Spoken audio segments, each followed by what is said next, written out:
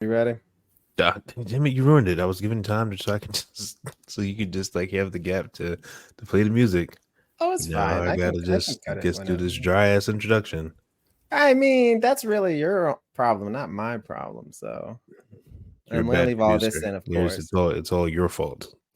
I'm not leaving that in.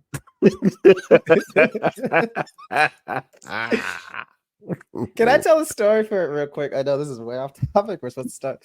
So a couple weeks ago, if anyone's listening, Peyton had some really slick comments about yours truly on the show.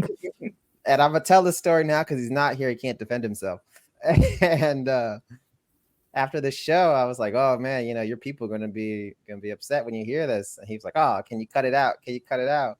And I was like, "I'll make you a deal. If you don't listen, I'll cut it out." So that was my deal with him, and he didn't take me up on it. So Peyton, if you listen to this wherever you are, you deserve it. Whatever bad things come to you for that episode specifically, you deserve it.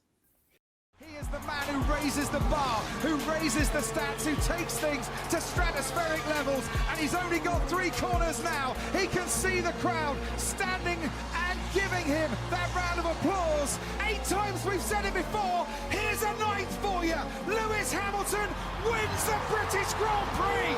What a victory! Hamilton is back. All right. Do you just want to go into your welcome to? If you stop talking, I can give you less stuff. Look, you raggedy motherfucker. I'm gonna keep all this in now just because you said that. Just because you said that, I'm keeping all this in now. That whole exchange live on air. Dozens of people You ain't have heard heard me that. by that decision. Dozens of people have heard you now. I ain't got nothing to do with that. Accountability has chased you, but you are faster. I am. I will always beat accountability. I will always beat the allegations. I will forever do that. Oh no. Start the show, please. Go. Welcome to another episode of Victory Lane Vibes. We are your hostesses with the mostesses. It's a quiet night. It's Art and it's Jer. And we're here post Vegas where, I don't know, man. You might have been right last week, Art. I don't know. We'll get more on that in a second. I'll bring that back up for Art because I know he's ready to say I told you so. But there were some things that came out last week. We're going to speak our truth. We planned an episode again for about the charter situation. We all collectively, I'd say the people who matter on the show decided to take a nap, and now we're going to talk about it here. So just a quick update on the charters. It was interesting. Bob got asked a question, and I wanted to pose it to the panel. So y'all know what's going on with the charters and with Denny and Michael Jordan and 2311, Front Row Motorsports and NASCAR. So somebody asked Bob about the charters because NASCAR came out and said that they were planning on racing on 32. And everybody was like, well, wait, what do you mean? Those charters have been purchased. How can you plan for 32?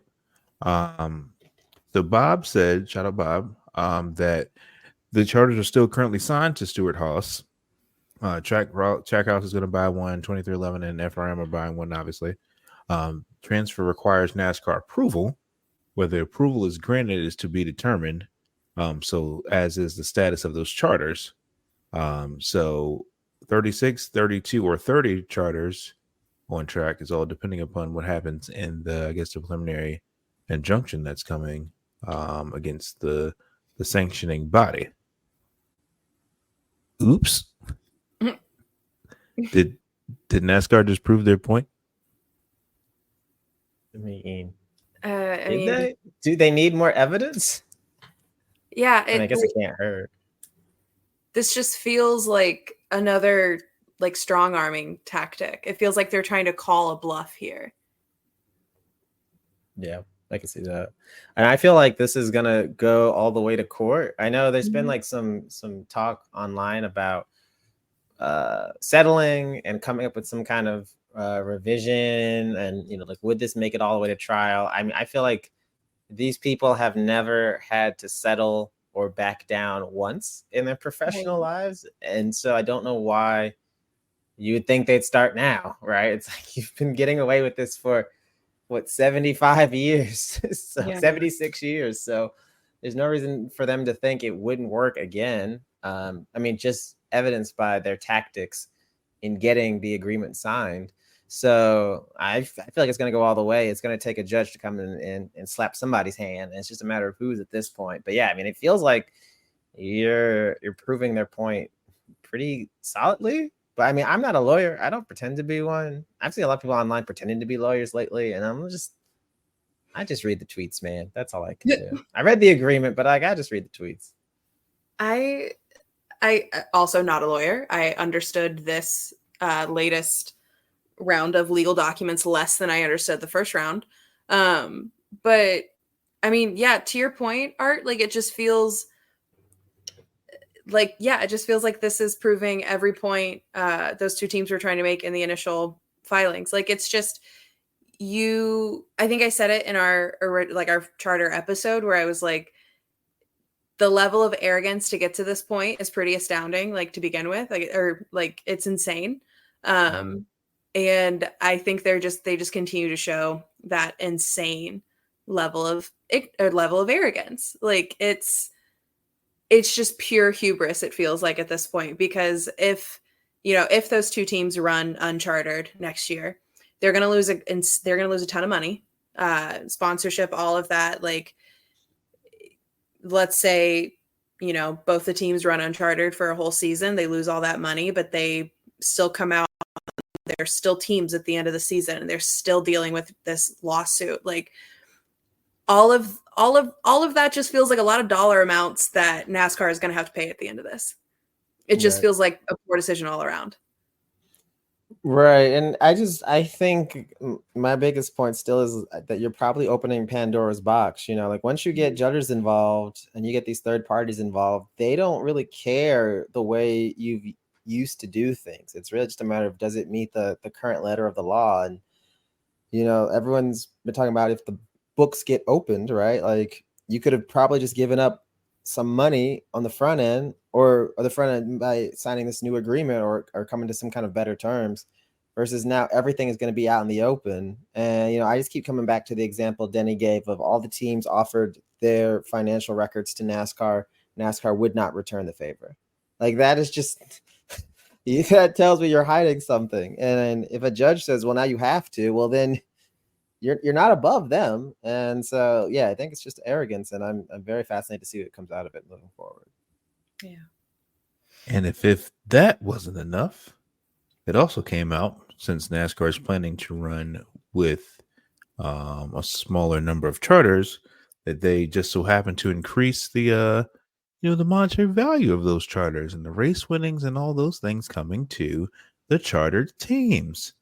Again, I think that this is making the court case against them very, very easy.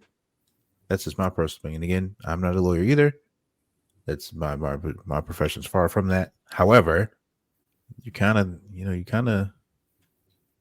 throwing sand in their faces and trying to be like, oh no, you don't see anything, like a Pokemon game or something. Like it's getting real weird out here in these streets. Well, yeah, it's like they're saying, oh, you said you would run unchartered. Okay, let's see how that goes for you. And also, had you signed, you would be getting a larger pool now. Like it's so blatantly manipulative. Yes, NASCAR is that X that you remember. Yes. That just it's the abusive that gas.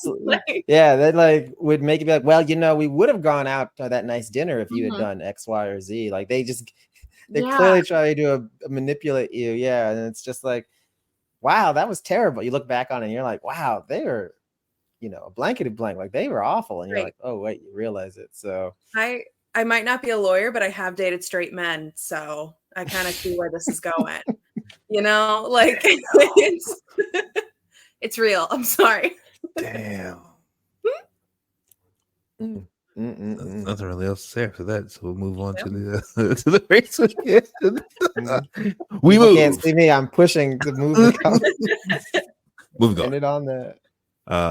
So it was I was right last week. It was a Saturday afternoon evening race in Vegas for the Xfinity Series. SVG had some troubles with his motor. It went pop within the first few laps. Typical Xfinity 1.5 shenanigans, which led to Ryan Sieg and AJ Allmendinger racing for the win.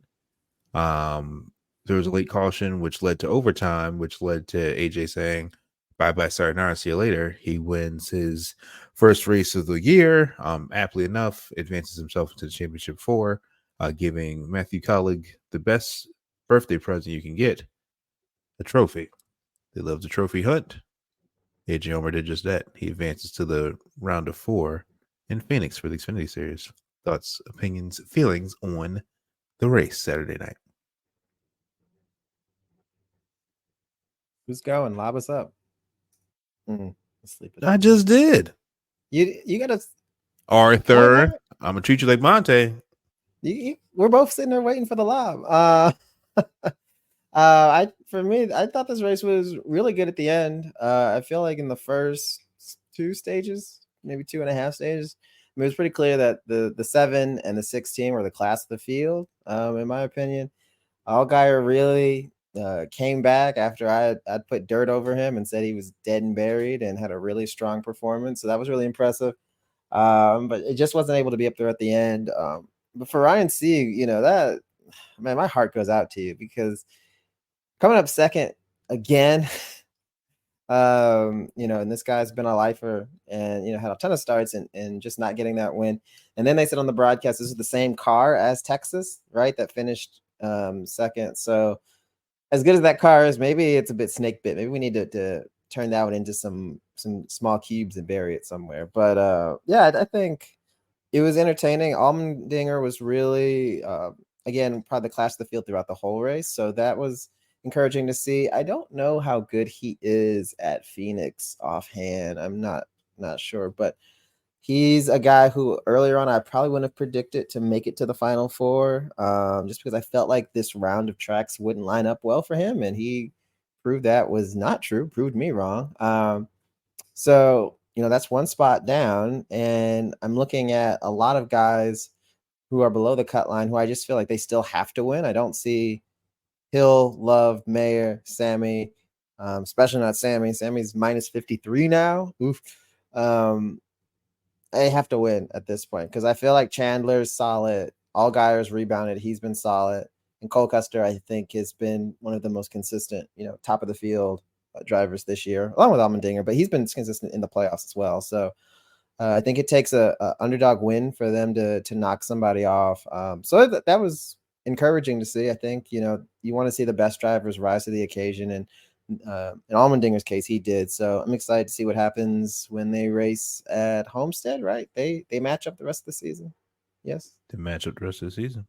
All right. So we moved to Homestead. JR. Sorry, I'm struggling to unmute my microphone for some reason. I did not get a chance to watch the Xfinity race this weekend. Yeah, it's okay. I don't know. I think it's good to see Allmendinger winning. I think it makes the Final Four really interesting, having somebody who you might not have expected. So I think that'll be really interesting to see how he does. But yeah, that's about all I have with not having watched the race, unfortunately. So good. That's my bad. But going into Homestead, of course, like we mentioned, AJ's locked in for Phoenix. Justin Allgaier is 32 to the cut. Cole Custer is 16 above the cut. Chandler Smith is 8 above the cut. Down below is all your favorite people. Austin Hale, Jesse Love, Sam Mayer, and Sammy Smith is in the trenches, and we'll probably have to try again next year. Which leads us to this wild and wacky South Point Casino 400 at Vegas this morning. Well, if you were in Vegas, it was this morning, Tom. Christopher Bell put belt to ass stage 1. Tyler Reddick passed him. I forgot how he got by him, but he got by him on stage 1. Started stage 2. Martin Truex Jr. I'll save that for later. Martin Truex Jr. happened. Caused a really, really, really big wreck. which featured Tyler Reddick's Family first, man. which featured Tyler Reddick flipping the first flip for Toyota with the next gen car. Breaks the suspension, breaks the brakes, and he's done for the day. And then all of that happened for Ty Gibbs hit the wall. Ty Gibbs cut a tire down, which set up the final sub 70 laps for hopefully, which turned out to be a final last green flag run. Pit strategy, fuel strategy wins again. The Prius driving Joey Logano passes Daniel Suarez, holds off a charging Christopher Bell, and wins his way into the championship 4. Now, Art, you said something about this man doing some damage last week. I want you to pull back that audio and stand on business one time. That's me rewinding the tape. I said on this show, I feel like Joey Logano finds a way to get it done at the Roval. They said it's a veteran team. They've been around. They just won a title. I feel like we kind of forget that, right? Like they just won a title not that long ago. And what they do? Well, first of all, let's be fair. First of all, they got the most miraculous of miraculous Hail Mary, lightning strike, whatever you want to call it, thanks to the 48. But you know what? That doesn't matter. That still proves me right. So they go from, first of all, what 8 days this is, right? Like you leave Charlotte and you think, all right, our season's over, right? Like we're just riding around after that. And 8 days later, you're going to Phoenix. Like that is such a swing. I can't imagine the emotional exhaustion I would feel. Like, oh, we're out of it. Oh, we're still back in it. Oh, we're the leader now. Like, I just can't imagine that. But yeah, no, like I said, I think this team is a veteran team. They've got a really good crew chief. They got a solid pit crew. And Joey's been around a long time, right? Like he's not the elder statesman in the garage anymore. I feel like that might be Truex or Kyle Busch at this point. Like those might be the 2 longest tenured guys, but he's up there. He's in that higher tier of veteran drivers, and those guys just know how to figure it out.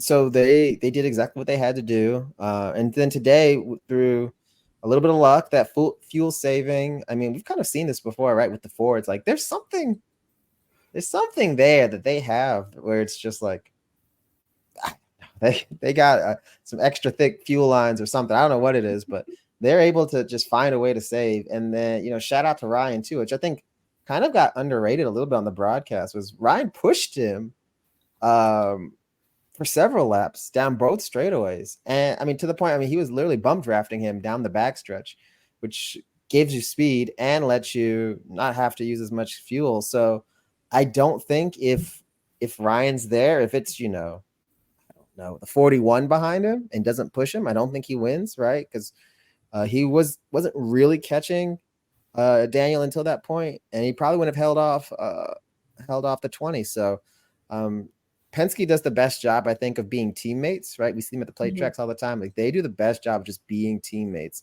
And so hopefully they can, if they're in their camp, they can return that favor, and try to get Ryan. Because Ryan had a miserable day, so he kind of needs a win, I think, at this point, to get back in it. So, but I'm glad to be right. I'll take it.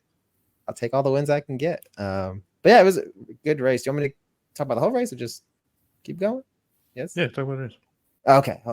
Well, the first stage was boring. I thought the 20 was going to drive away from it. Honestly, I was prepared for it to be a snoozer. And like, hey, if you're a Bell fan, you Bell Peppers out there, like, hey, that's all you want, right? You want your guy to run away and make it as unexciting as possible. But then stage 2 came.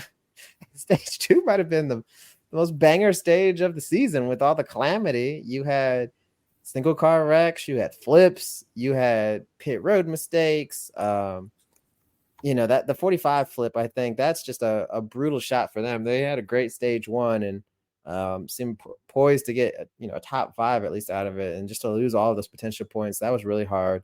The 5 team fumbling on pit road was very surprising. And then Denny as well, right? Shortened the box multiple times, and then again losing multiple spots multiple times down pit road. Like they just I don't know. We might need a special, I don't know, Denny doesn't deliver segment or something, because I just feel like they played this race. Like it seemed like they called it as if they were scared, like some of the calls they were making. So they worry me a lot. But overall, I mean, I really enjoy the ending. I love a nice long green flag run at somewhere that isn't Pocono. Like that seems to be the only place we get those kinds of finishes. I really wish the 23 had tried it. We'll get into that later. But I thought the ending was great. I thought it was exciting. An unpredictable winner. I don't think at any point in the race until 2 laps to go did I really think Joey was going to win. But he got it done. Now he's going for a title. So even year Joey is, NASCAR is what is it? Game 6 Clay, right? He's just like that guy in that moment that always just delivers. So he did again. Yeah. I mean, to your point from earlier, like this was really a like masterclass of a team effort win for Logano. Like, yeah, I never would have guessed that he would have won this race. At no point watching this would I ever would have put money on him or anything like that. I really thought Christopher Bell was going to win. I thought that was, I just thought that's what was going to happen. I think Tyler Reddick had something to answer for it, but then he got taken out, and we'll talk about that later. I do think it's funny that we had all the conversations surrounding the plate, surrounding like the super speedways about, just a couple weekends ago, the main topic was our car's going to flip, and then you have a flip at Vegas. That was I just thought that was strange. One of those things where it's like, I'm always shocked when I see a flip, or there's always like a moment where I'm like, oh no. But there was definitely like significantly more of that with this flip. It's just, I mean, straight up bummer for Tyler Reddick. I don't know. I really didn't think that Logano was going to be, obviously I thought he was going to do great this year. I didn't really think he was going to be somebody who I thought, we'd see him in Phoenix. I wasn't really sure if we would see him really fighting for it. It'll be really interesting to see how these next few races play out, though. If I'm Denny Hamlin, though, I mean, this race I feel was just pretty emblematic of how this playoff run has been for him and how the season has been for him. I'm a little surprised Denny's in the top 8. I don't expect to see him in the top 4 as much as I would like to. I think he's in a position. I don't know. I don't have a whole lot of faith in his championship run at the moment. But I'm happy to be proven wrong. I'm happy to see him in the top 4, but we'll see what happens there. Yeah, I'm not gonna. I mean, the race was abysmal. Stage 1, it was definitely nap fest. That's what it was loading to be. But then because like this, like this car is like its best and its worst in a mile and a half. The racing can either be really close or the leader's 10 seconds out and like, all right, cool, I'll catch you when the pit cycle starts. But just to go sort of just to pick up where Jared left off in regards to the Denny, I can't count him out because he's won multiple times at Homestead. He's got Martinsville in the bag. Like, I know that they bollocked this race. This was abysmal pit calling, abysmal pit stops.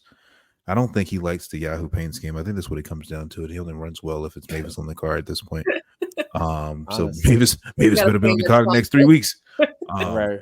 But it's if you could pick a way to lose a race, the 11 team did everything they can to make sure they did that. Which is that's not the performance I expect out of that team this time of season. And any time where Martin Truex is in front of you, you should be looking in the mirror like, what did I do wrong? Because Martin Truex had a rocket before he wrecked everybody today. But I mean, all in all, Joey's the favorite to win the championship. I'd say by my account. I'm not going to count Denny out from getting there, but as far as winning form, Penske's won the last 2 championships. Joey got it done in 22.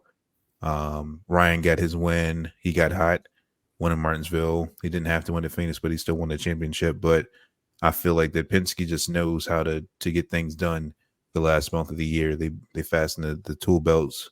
Nobody, works late hours at the race shop. Everybody's, on 8 hours of sleep and they're ready and they come prepared. So I don't know. Joey might he Mickey Mouse this win, but he might Mickey Mouse this championship too. And that I feel like that might be a bigger smack in the face to Hendrick than anything. Is because you cheated poorly, and look what it cost you, a championship. You know, I would love to. This is one time I need Bonta here because I know he would know the answers. But I would love to hear, like, of the last, let's say, 5 or 6 champions, how did they advance from the round of 8 to the round of 4? So, like, you mentioned Joey won, this race before, right? Had the extra time off to prep, right? They're essentially bye weeks, right? The next 2 weeks for them, which is amazing for them. 3 weeks to prepare.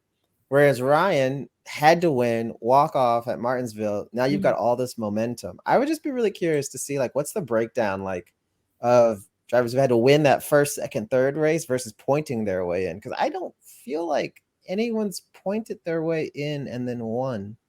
No, that I can remember. Christopher Bell pointed in last year and brought Arca breaks.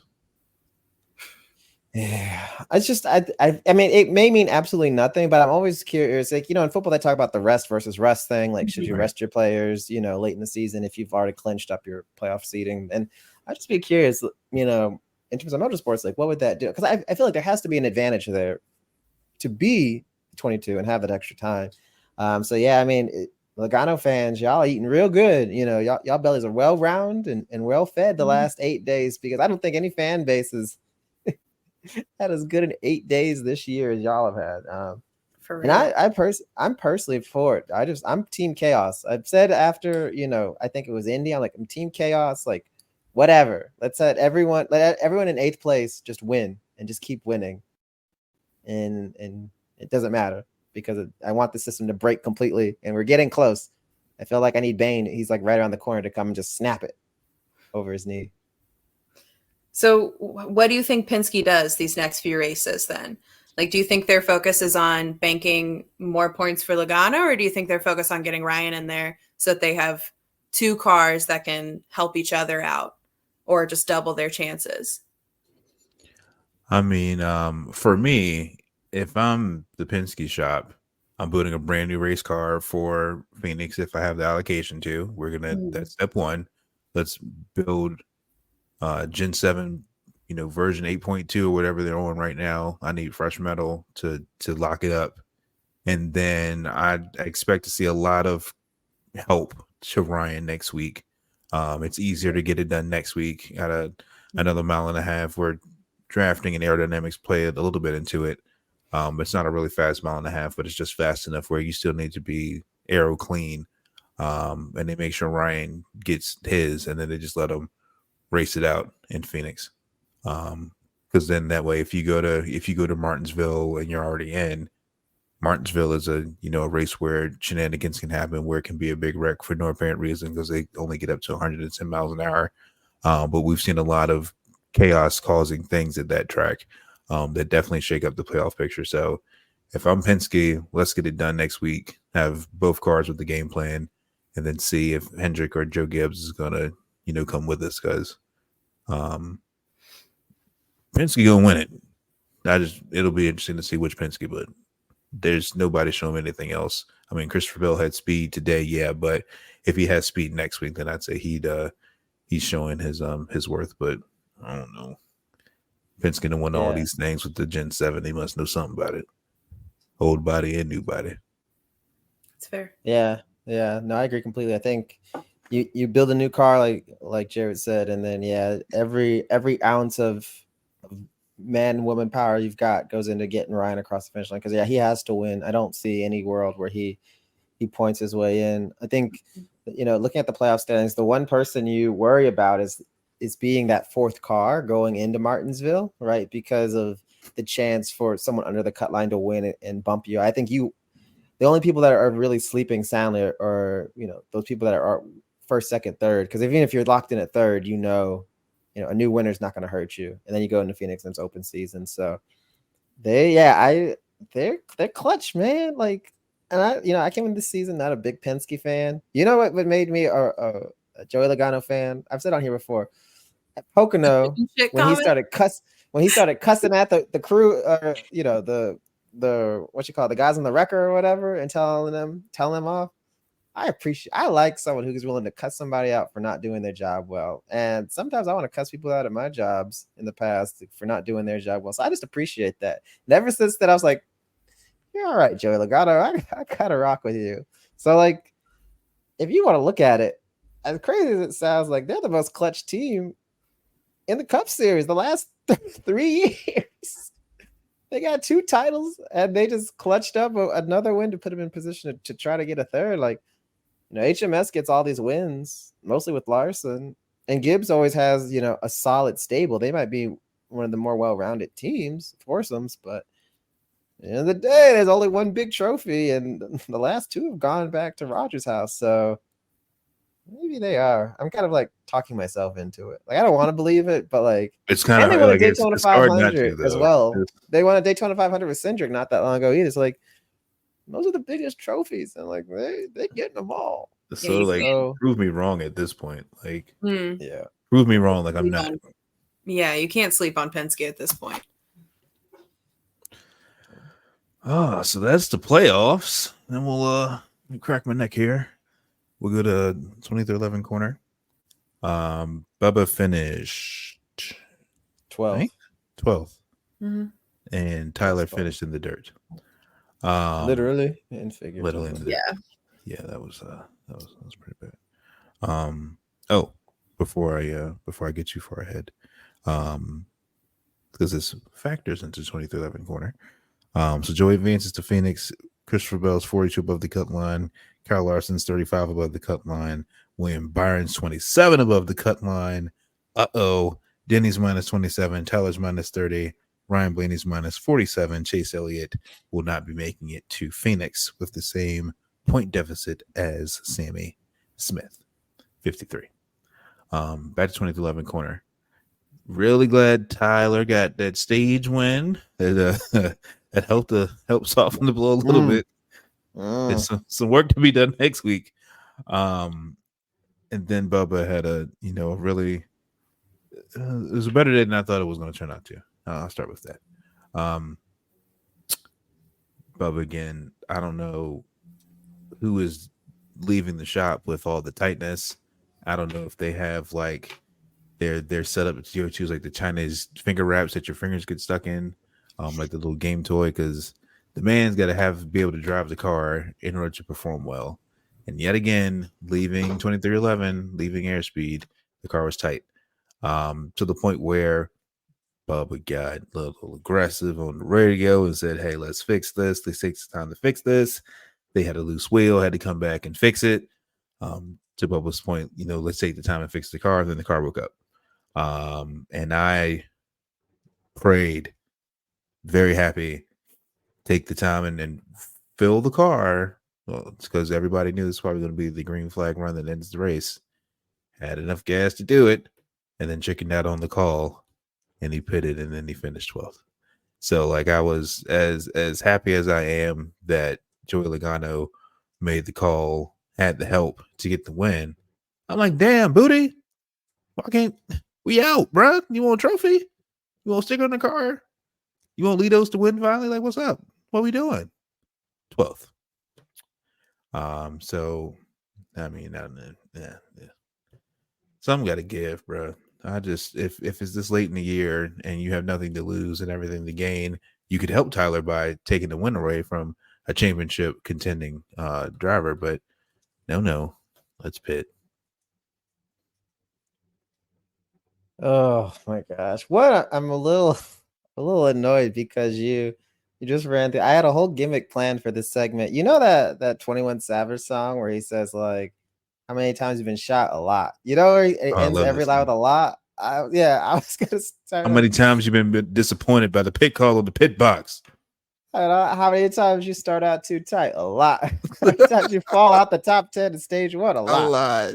How many times you fail to commit to the strategy? A lot. Like, I feel like it's a thing. Like every time now, I'm just not even surprised. I mean, you stole all my thunder for this segment. But I can give you some thunder back.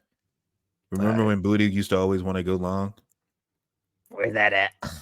Yeah, like my thing is just this, and I don't have too much to say. Like I said, I think also like this air of confidence that we've had as fans and on the show for 2311 at these mile and a halves. I think we all got to humble ourselves and realize like maybe next year that'll come back. But like, we talked about Kansas, we talked about Vegas, and then we talk about Homestead the same way. It's like, fellas, they ain't got it. Like, I don't know what it is. I don't know how you find it, but they ain't got it. Like, they're just slow. And like, yeah, they eventually come back and salvage a decent finish. And part of that helped that there was a lot of calamity in this race. Some cars that probably would have finished ahead of them struggled or wrecked or whatever. But they just have not shown that speed. I mean, I keep saying, what was it? That Texas race was really the last time they had really great speed at the end of a race. And I don't know what you do to find it. But yeah, my biggest gripe is just the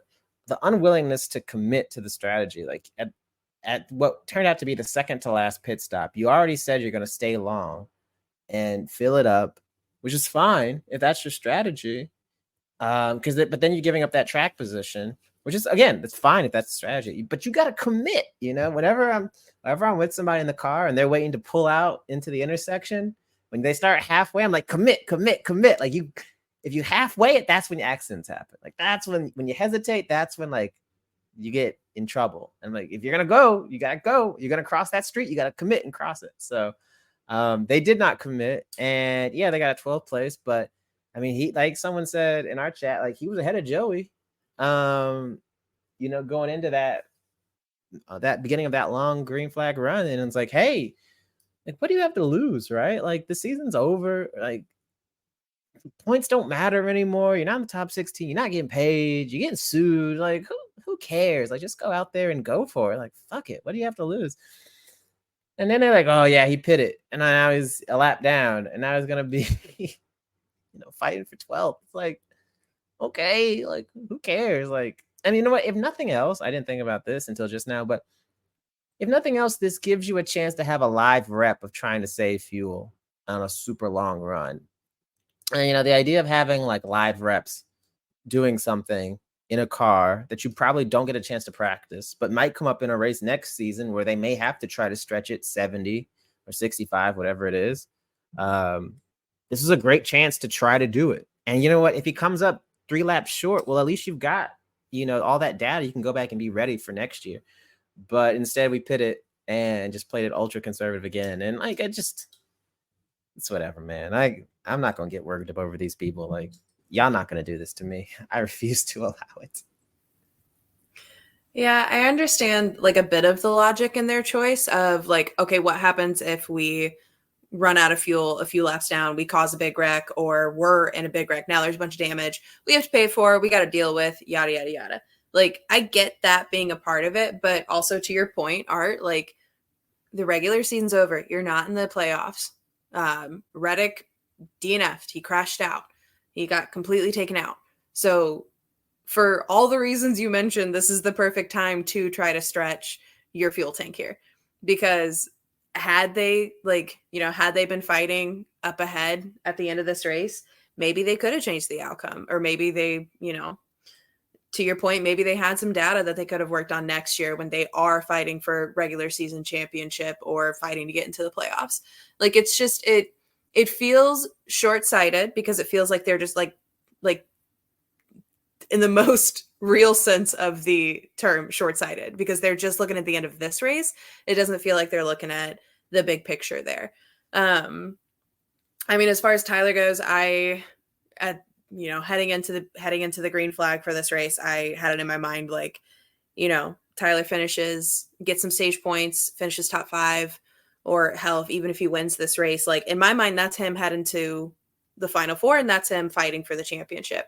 Now I really don't know. Now he's in this must-win situation, or for the most part, he's in what feels like a must-win situation. And it just kind of feels like there's a lot of questions there now.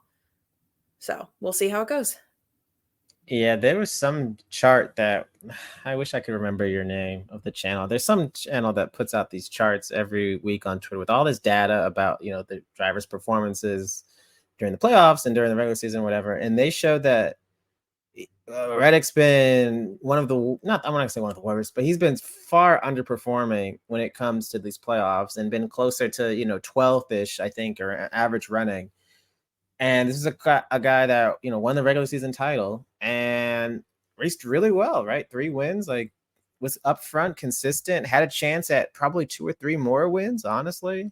And they've just kind of wilted a bit. And I know they survived by all of the grit and skin of their teeth that they had at the Roval, but it's one of those cases where it's like, again, going back to like a football analogy, it's like if it takes every bounce to go your way, if it takes every trick play that you have to score points, then like you're not doing well, right? Like there's been seasons where like the Patriots, like they suck now, but there'd be some years where it's like, oh man, they had to use 2 trick plays to beat a mid-level team. It's like if we have to rely on these to be successful, like we're not good, right? Like even if you won. And so that's kind of how I'm feeling about them in this round. It's like it took all of that Herculean effort by Tyler to make it to the next round, and then this first race goes terrible. Now, yes, he's going to probably the best track he could hope for, right? When it comes to the schedule, this and Darlington, I think, are his 2 best tracks. I think this is better for him than Darlington, and he's won here a lot. And so, if I had to put money on to win coming into next week, it would be him. But again, you have to win, basically, right? I can't get a bunch of stage points and finish 5th and the day be successful. So like the margins are so slim, it's hard to be optimistic about meeting them. And this team just is a bit sinking under, like I said, wilting might be the best word I can think of. It's wilting under the pressure of the playoffs. And it's frustrating because I want them to do well. I'm rooting for them to do well, but between them and Denny, it just seems like it's like too bright time for them, for both of them.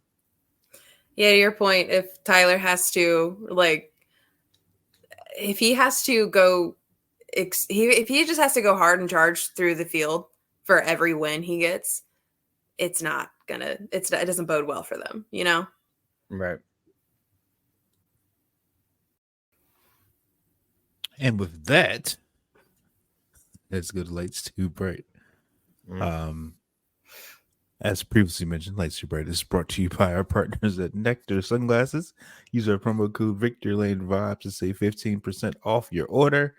Get some sunnies. There's a variety of shapes, sizes, and colors, and even rose-colored ones if you're a Logano fan. So, nectarsunglasses.com and use our code VictoryLaneVibes. Save yourself 15%.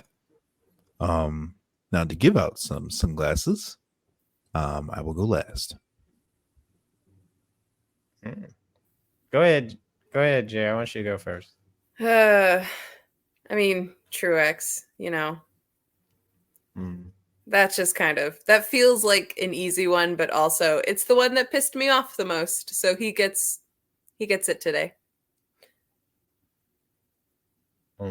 So I have a very unique one, and this is a Lights Too Bright that I didn't think I would ever be giving on this show. If anyone who listens follows me on Twitter, you might have seen it earlier today on Sunday as we're recording. Lights Too Bright goes to Teresa Earnhardt haters. And I know there's some people that like the record scratch hit right there. I know this woman is not very popular in NASCAR circles, but I'm going to explain why. So this woman who's just been lambasted for 25 years at this point. How long has it been? I feel like that she's been hated on. Yeah, almost 25 years, right? It's 2020, almost 2025. Deaux passed in 01. So let's say 24 years. Recently news came out, if you didn't know, she is planning to convert 399 acres of rural land in East Mooresville, North Carolina into an industrial park based on a rezoning application. Now, why do you care about rural Western North Carolina zoning applications, Arthur? Here's why. This woman is so blindly hated that I see all these tweets on the timeline about how she's evil. They're calling her every misogynistic term and slur you can think of. My favorite one was someone said, I don't see what Dale ever saw in her. Which, first of all, that's her whole ass husband, y'all. Like, this is her whole husband. This woman is a widow. And all of this because of her choosing to sell land that she owns. Like, she owns it. I saw some people say, oh, this land is sacred. This is holy land. Deaux wouldn't want this. These are real quotes that I've seen with my own eyes, my own peepers. And I just think it's so ridiculous that, I know we all love Deaux, and like he's been raised to, deity levels in the sport, beyond that at this point. But the idea that his widow is selling rural farmland that isn't being used on that Deaux may have hunted on 25 years ago, and that gives people the right to trash her, I just think is so ridiculous. Like, that is the most touch grass thing I've ever seen. And this isn't, selling a race shop or selling his house or, his cars or whatever. It's literally just rural land. And so I just think it's so stupid. And I think anyone out there that's hating her over this needs to let it go. Like, the whole Dale Jr. leaving DEI thing was literally 15 years ago at this point, if I remember correctly. Like, it's been long enough. Like, let it go. Like, who do you have this kind of energy for, that you're just going to hate this woman that I guarantee none of y'all writing those tweets know? Like, there's no other evil in the world you couldn't apply this energy to, right? Like, I just think it's so stupid. Anyway, if you're out there having a hissy fit over her selling this land, like, please, I beg you, touch grass, listen to birds, breathe some clean air, drink some water, something. Just stop, because it's ridiculous. So that's my light's too bright. They're acting like Deaux is a canonized Catholic saint, and she's like selling a relic. Like, it's like, no, she is. It's just, and it's like, okay, like, this woman, like, okay, I'm gonna keep going because fuck it. I don't know. We're pretty quickly. But like, this woman had to go and see her husband, have one die on live TV in front of the world, and then see like that injury that he had. It's a type of skull fracture. It is very graphic. Like, I'm not gonna get into details, but like, if like, I studied sports medicine a little bit in college, and I learned about like, and I've seen pictures of people that have had that same injury. Like, I haven't seen Dale's. Thankfully, but I've seen pictures of people that have had that same injury. It is terribly graphic. Like, it is scarring the level of, and that's just me looking at pictures of strangers I don't know. So imagine having to see your spouse, your loved one, go through that and be deceased in front of you. And all because she wouldn't let Dale Jr. own half of the race team or whatever it was. Like, I just think it's so ridiculous that, like I said, it's been literally 25 years, and I just see this wave of hatred.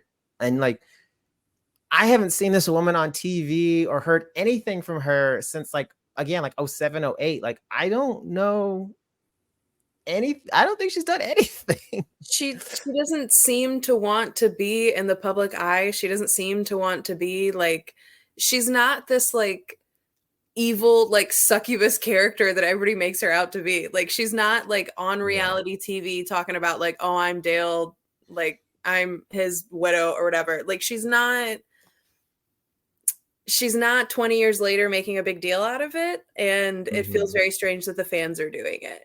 Like, right. And it feels and so like weird. And like, this woman is, I don't know how old she is, but she's probably like 70 years old at this point. Like, it's literally just barren farmland. Like, please, like, let's just. And I think there's this strong tinge of misogyny in it that I really hate, because I feel like some people just love the chance to try to badmouth a woman for anything, even if it's something that doesn't affect them and never will. And I just think it's really ugly and gross. And I would love to see the NASCAR community do better as a whole. And I'm not going to act like, there were millions of people saying this, but there's enough that like it came across my timeline. I wasn't surprised to see even more of it. So let's all just do better. Like, leave her alone. Anyway, sorry. That's what I got though. On this, on the high note, my light super right goes to the Mercedes pit strategist and the people who adjust Lewis Hamilton's car. He got cheated out of a sprint finish yesterday, and I don't know what y'all touched between the sprint race and qualifying, but the car is ass. Him spinning on lap 2 is ass. I've never heard of an F1 car being loose. And yet, Lewis Hamilton found the gravel trap and finished last in today's Grand Prix at Coda. So, boo on you, Mercedes. However, on the flip side, Ferrari went 1-2, giving me great hope that Lewis is going to find victory lane or the top podium more than twice next season. Bet your bottom dollar. Anyway. I was going to say, you know who didn't finish last were the Ferraris, which is where he is headed. That's where he going. I'm a Ferrari girly, so to have Lewis coming to the prancing horses or whatever, I'm very excited. We already got the orders on the new Ferrari merch. You know what I'm saying? They in layaway right now. You know, we stepping correct. I just know there's a jacket somewhere that will be in my closet. I just can't wait for it. Yeah, I'm gonna spend way too much money on it, and I will wear the threads out of it. Yes, absolutely, 100%. You are worth every bit of this $400, and because of that, there's only 365 days in the year. But I'm going for $1 a day. There you it's go. Getting where 9 degrees or 0 degrees. This will be on my body. Happens with Lewis and Red. Facts. Let's see. Open mic. We'll save that. We discussed something great, but we'll save it because y'all won't remember it now. Because we probably won't either. But we'll mention that soon. We will remember it, but we will just I'll remember preface it when it makes more sense to preface it. Yeah. But there's greatness coming in more ways than one. Just tell them now. Hell, no, I mean, fine.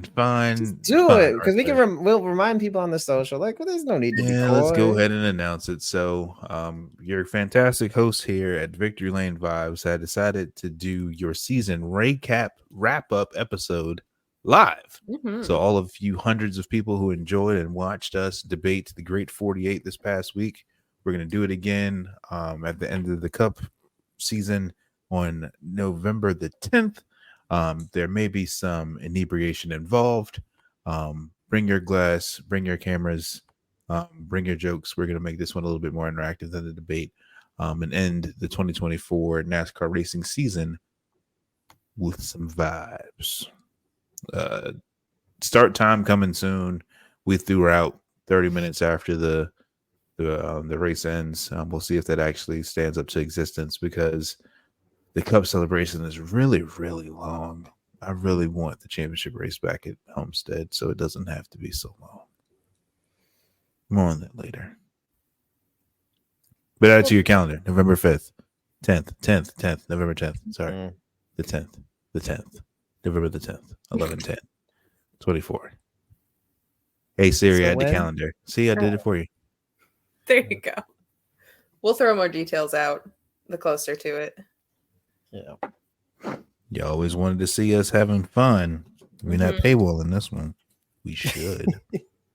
Depends on the original idea for the paywall, but no, this will be we're not free. Doing that. It's the end of the season. It's a celebration. Yeah. It's been a long season. God knows it's been a long season. I know. We're cracking a beer for more reasons than one.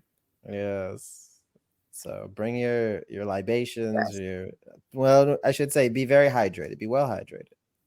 Drink some water before you join us because we'll be drinking other things. Hey, quick question. Before we end, does Ryan Blaney have a concussion? I mean, probably. Did you see those tweets though? I saw your tweets. Kelly Crandall. Okay, so if you guys, listeners, if you have not seen this. Kelly Crandall tweeted after the race. She said Ryan Blaney radioed that he was struggling and wanted Advil or something during the race. So afterwards, she asked what he was feeling, and he said, "My head was killing me when we broke the right rear toe link, flopping all around in there, me trying to get back to pit road, and you just get to freaking basketball back and forth on the headrest." He said, "I was fine till the end, and then my head started to kill me again and helped me a little bit, but just a long day." So I retweeted it and was just like, is he concussed? Because I hadn't seen anything about that, but I know he had, was it the crash in qualifying? Is that what it was? Okay. He had a crash in qualifying and then, I had some incidents. So somebody responded to my tweet and said that I think he is, especially from his interview before the race started. he repeated the same word twice and sounded like he wasn't sure what he was about to say next. So that, like, to me, that could just be like a heat of the moment, like he doesn't know what he's going to say, but also there's like a lot of media training for these guys and they always know what to say. So I don't know. Like, do you guys think he has a concussion? I think he definitely does. I have no like confirmation or anything. Like, we're not insiders. We don't pretend to be. But if you look at the hit that he took after qualifying, it's a very vicious hit. And yeah, I don't care what they say. Like, this car to me is still not safe enough on these type of hits. It seemed very similar to the Kurt Busch hit. I think Alex had a hit that was similar to that gave him a concussion. I want to say last year, late in the season. I may be wrong about the dates, but he got a concussion from it. Like, this car is just too rigid. It's just too stiff. And yeah, like, it was a very rough hit. And I haven't seen it, but there's some people saying that he seemed a little out of it or a little off kilter in the pre-race interview, which I haven't seen. I need to go back and try to find it, but I absolutely can believe that he has a concussion. And if he had a low baseline test, so context for people who may not know. So NASCAR does like what the NFL does, and they have a concussion baseline test. And so basically they ask you a series of questions at the beginning of the season. And some of them might be logical questions like, where do you live? What's your phone number? You know, what state are you in? And they might be some questions that require you to do some kind of cognitive thinking. And they score you based on the accuracy of the test, but also how long it takes you to answer. So if it takes you 20 seconds to tell me your name, this is an exaggerated example, but if it takes you that long to tell me like your full name, something's probably wrong, right? Like, it shouldn't take your mind that long to like pull that answer. So what a lot of athletes do, and I'm not saying that Ryan has done this, but especially in the NFL, what a lot of athletes do is that they will sandbag the beginning of the baseline test, because that way, if they do have a concussion, their performance will be closer to the lower baseline results. So they'll be more likely to be cleared to go back in. And that's their way to get around it, because they know unconcussed that they still want to get back out there and play. So then if they go out there, you know, if I give you a slow answer on something, or slower than I normally would, it's closer to what you have on record from the beginning of the season. And unfortunately, that's the only real standardized testing that's done for concussions right now, right? Like, in the moment. And so if he was tested right after, he could have, and I hope he didn't, and I'm not saying he did, but he could have done that and passed the test. But I wouldn't be surprised at all if he did, based on the way he's describing it. And like I said, just the type of hit, right? Like, we've seen those like back end comes around, hits the wall first, hits. Like, it's just a brutal hit in this car.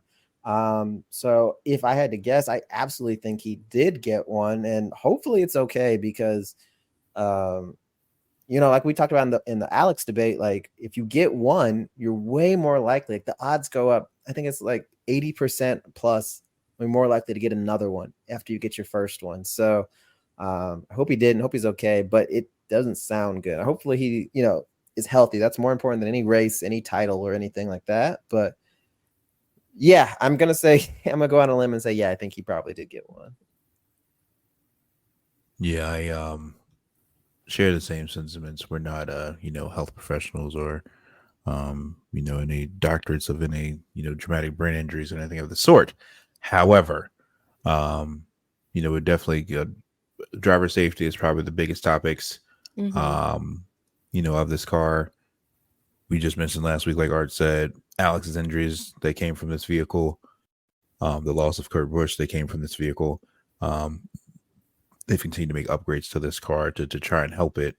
But we're still seeing some massive injuries come from some seemingly harmless hits. So T's and P's definitely out there for Ryan. Hopefully he does not and is not concussed. So he can, you know, continue the fight and the win and to pursue to go to have our first back-to-back champion in eons, it feels like. But on the same time, you got to take time for yourself and rest your head and, you know, be safe. So if that's the case, then who gets in his car? Who knows? One last thing I was just going to call out. I just was looking through Twitter history. Bob has a tweet from July 1st, 2023, and it's an interview with Ryan. He said that he had suffered some concussion type symptoms. Oh, Quote, he said he was foggy, I guess after a race, whatever race that was back then, but that he was feeling fine by then. So if that's the case, then he's probably already been concussed previously, and so it would make sense if the symptoms were coming back. yes, or just the fact that he would be, again, more susceptible to having one. Yeah, a second one. So again, we hope it's not the case. Hopefully he's just sore and it's just a headache. But shoot, Dale Jr. better call him and send him to the doctor that was all in that book about him, because oh my goodness. yeah. Yikes. And it's so crazy. Like, you watch that wreck and it did, like, I mean, it was the same thing with like the Kurt Busch and even with the Alex one. Like, from the TV, like, you watch it and you're like, okay, it's not that bad. Like, you think like, oh, he hit it pretty flush. Yeah. And like you look at it and like, I'm watching it now again in slow-mo, and like, you're like, okay, that's fine. Like, you should be fine is what you think. But that's just not the case with this car. And well, especially if you throw in the fact that he's had like quote unquote concussion like symptoms before or whatever it was, like, to me, that sounds like an athlete not wanting to admit that he has been concussed. Like, that sounds like a NASCAR driver who knows the implications of having a concussion and does not want to say, like, yes, this is something I have dealt with, which is dangerous. It's bad. Like, I mean, the sport has got to do more in terms of, those after crash checks and making sure that somebody is actually okay. I think the baseline test is a smart decision, but it also is a little bit of like 1800s medicine. So it's probably not, like, I'm glad they have something, but it also feels like you're treating the vapors or whatever. So maybe we try to do a little bit more for these drivers. But it just sounds like personal responsibility on these people, or not like the driver's personal responsibility, it being on them to say whether or not they're having these symptoms and experiencing these injuries. It just doesn't feel like a long-term good solution. So it does sound like he's experiencing those symptoms again, a little bit like an athlete just not wanting to admit what's really happening. So I just really hope, I can't imagine with it being such strong playoff implications that the team would step in, unfortunately, but I really do hope there is somebody who's looking out for him in that regard, and hopefully waving some red flags there. Yeah, I mean, I think the NFL, I think, has tried to get better, at least with like the independent neurologist who's like watching every game. But you have to take the responsibility and the decision making out of the athlete's hands, because the athlete is going to try to do everything that they can to do the thing that they train their whole life for, right? And so someone else to step in and say, and take the ball, take the wheel, whatever, take the helmet out of their hands and say, like, we can't let you do this if it's bad enough. I mean, if it's a case where that needs to happen. Again, I don't want to assume, but I don't know.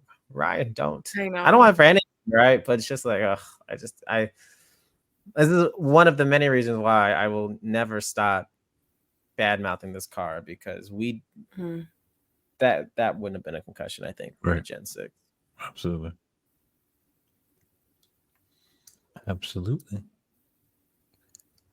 Well, does anyone else have anything else for this week's episode? Nope. The no's have it. Tell your mammies, tell your Grammys, like, follow, subscribe. We're everywhere. Listen to us, please. The more of you that listen, the more fun things we get to do, like these live episodes. I don't know. Maybe we might get to watch us live in person one day. We'll put that on the vision board for 2025. But with that, y'all be breezy, and we'll see y'all after we catch a tan from Homestead, Miami. We out. For some reason, you said y'all be breezy. I thought you were going to say, and we'll be cheesy. I don't know why I thought you'd say that. Would that be like our official Go to sleep for every episode? Just I was like, why is he going to say that? You're finished.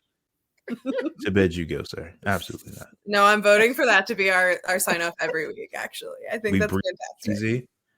Y'all be easy. Hate you both.